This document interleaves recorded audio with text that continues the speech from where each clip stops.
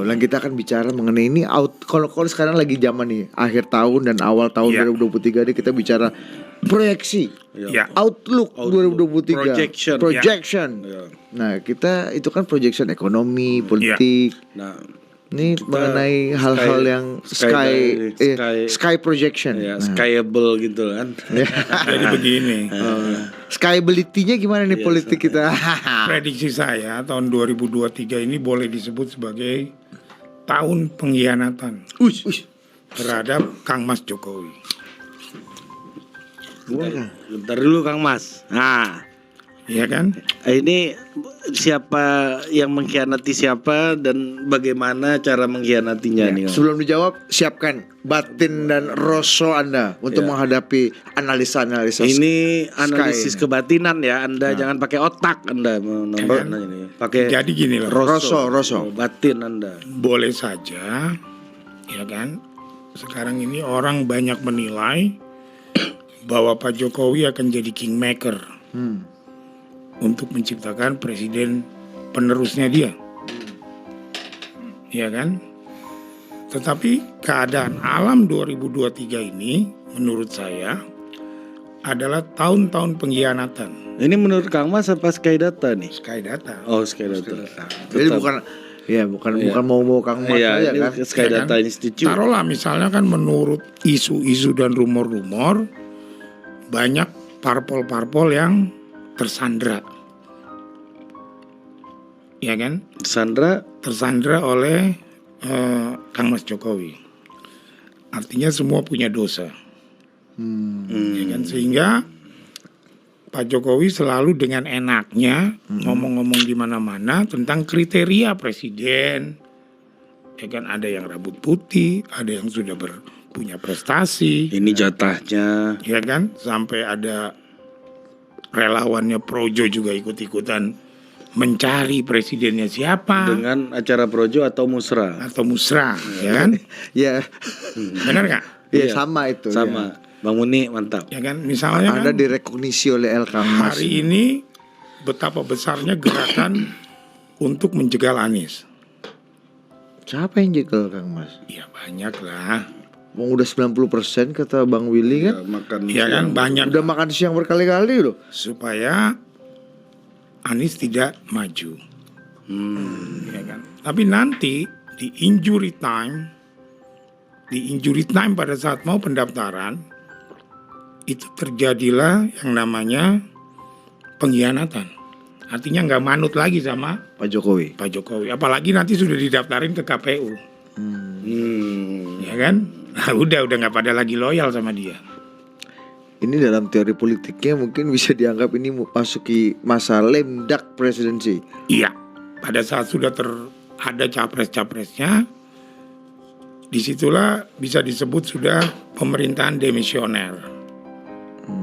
Ya kan, nggak mungkin lagi tuh mereka akan loyal kepada Jokowi.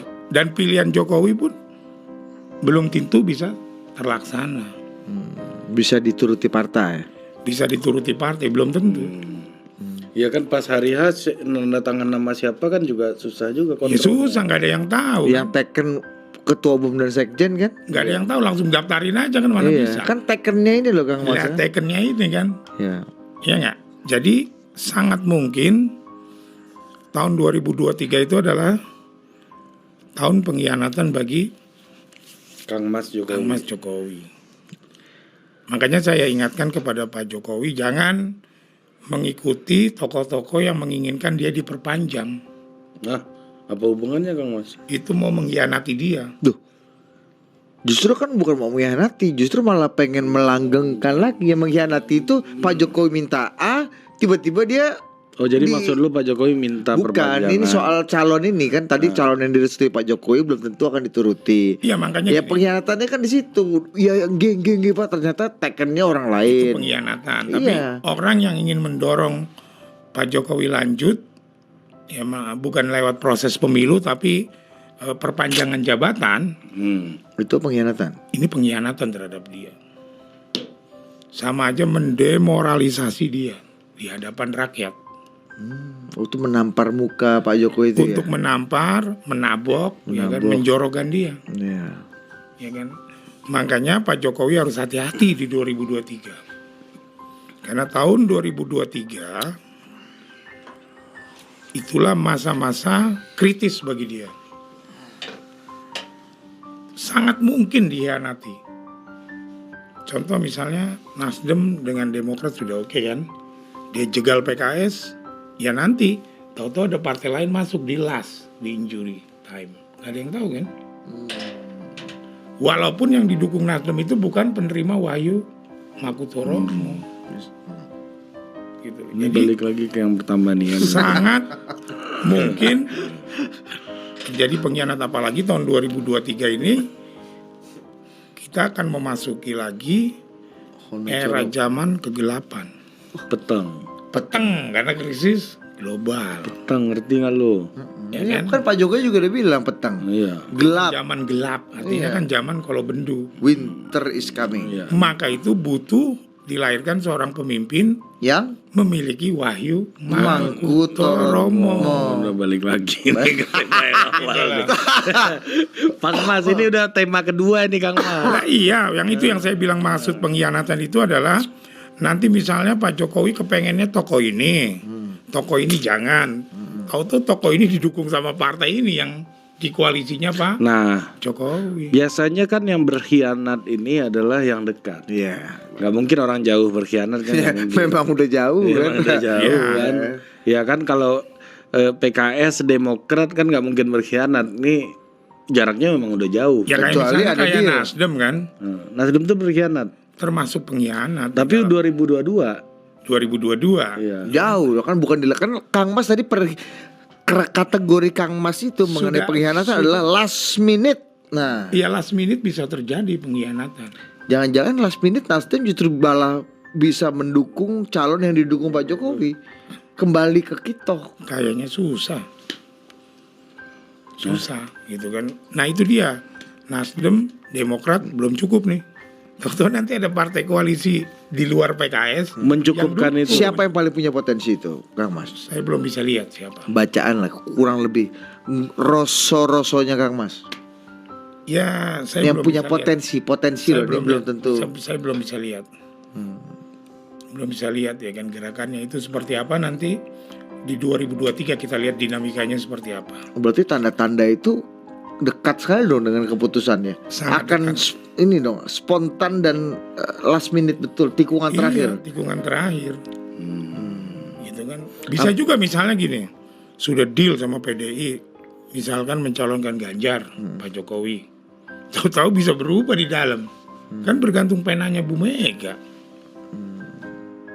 Kalau Bu Mega nanti dituntun sama alam untuk tidak mendukung Ganjar bisa terjadi. Tapi gini Kang Mas kan percaya sekali akhirnya kembali ke pola tradisi politik kita yang politik sidang isbat ini. Artinya ya politik kita komposisi calonnya itu ditentukan di sidang isbat 1 hari atau beberapa saat menjelang kita puasa. Nah tapi kan dengan kampanye yang cuma 75 hari dengan memakai politik sidang isbat itu kan nggak menguntungkan. Harus dari jauh-jauh hari calonnya ini diperkenalkan dan kampanye kemana-mana. Itu kan Pak Jokowi aja dadakan. Itu apa? R problem. Ini Sky. Pak Jokowi aja kan dadakan. Iya makanya. Iya kan Mas kan karena dia dipilih oleh Sky. Yang lu sebut tuh Ya kan? Itulah logika ini emang nggak, jangan pakai ini ya. Iya. Jangan. Anda ini udah boleh sota-oti netizen ini langsung tinggalkan pikiran Anda di rumah dulu. 2012 bagaimana ini intimnya antara Gerindra sama PDIP. Iya betul. Di 2014 bisa ranjang kan. Waktu Kang Mas Jokowi maju kan? Gubernur DKI ini ya Kang kan? Mas ya. Itu 2014 bisa ranjang kan.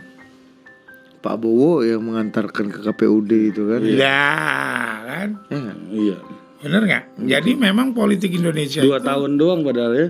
Penuh dengan pengkhianatan.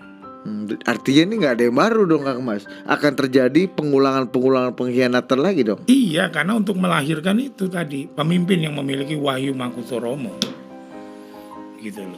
Makutoromo lagi. Yang kita alam dilihatnya adalah secara kasat mata itu pengkhianatan. Padahal itu dia dituntun oleh alam. Oke. Siapa sangka Jokowi mau maju jadi presiden dulu? Nggak ada yang nyangka kan? Oke. Ini kembali ke Ari tadi. Pengkhianatan itu kan dari orang dekat ya. Tadi kalau kita bicara partai ini kan ya yang gitu kan. Yang Tekken kan tadi Kang Mas bilang Ibu Mega, Pak Erlangga. Bukan Bu Mega, penanya Bu Mega. Penanya Bu Mega. Penanya Bu Mega tangan. Penanya Pak Erlangga. Penanya Pak Prabowo. Penanya Pak Prabowo. Ya, penanya Caimin. Ya menggerakkan alam semesta. Alam semesta. Nah, itu kan partai dan partai itu bisa tapi berdalih. secara kasat mata kalau orang menilai itu pengkhianatan. Tapi padahal itu bukan. Iya. Tapi para misalnya ya kalau kita bilang itu yang berkhianat itu bisa dengan dalih ini kan partai, bukan saya yang memutuskan tapi Munas, Kongres, ya dalihnya kan seperti atau apapun Rapimnas ya putusan kan? Partai tertinggi. Putusan partai tertinggi. Jadi bukan saya dong. Iya. Bisa dong berdalih itu. Ya misalnya kan ada isu nih, ketua-ketua umum katanya tersandra. Saya sih nggak percaya. Mau nyandra pakai apa? Kalau di akhir tahu-tahu udah dianterin surat rekomendasi pendukungan.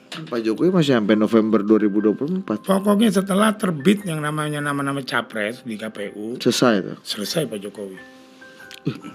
Anda meragukan kekuatan Pak Jokowi dong dalam mengekstensi powernya sampai terus ujung. Kalau memang Pak Jokowi selesai, apa manfaatnya buat Pak Jokowi hari ini nyebut kriteria capres ini, Kang Mas? Ya Pak Jokowi kan kepengen menjadi tokoh sentral untuk menentukan ya pribadinya dia kalau saya menilai penerusnya dia. Tapi nggak bisa, gitu. Nggak bisa, pasti ada pengkhianatan. Gitu. Berarti Ya kan? oke. Berarti dulu tuh Contoh aja tuh kemarin ada berita viral, orang dekatnya Pak Jokowi ketemu Mas Anies. Katanya Mas Gibran. Bukan Mas Gibran. Mas Gibran ketemu loh. Iya, makan saling puji lagi kan. Ada menterinya. Oh, menterinya. Menterinya siapa ya? Siapa, Mas? Kalau nggak salah Mas Pratikno tuh di beritanya, katanya Brutus. Ya kan? Nah, itu kan udah tanda-tanda gitu. Kang Mas kan bukan partai, Mas Pratikno kan di kawinan juga ketemu semua sama Mas Anies. Harus menyambung. Makanya saya nggak percaya berita itu. Ya, bisa aja bercandanya. kalau saya sih yakin. Ya gitu dong Mas. Pratikno itu tegak lurus terhadap Pak Jokowi. Nah iya itu ini baru. Yang tadi itu Kang Mas itu halusinasi. Yang itu mencoba mengadu domba.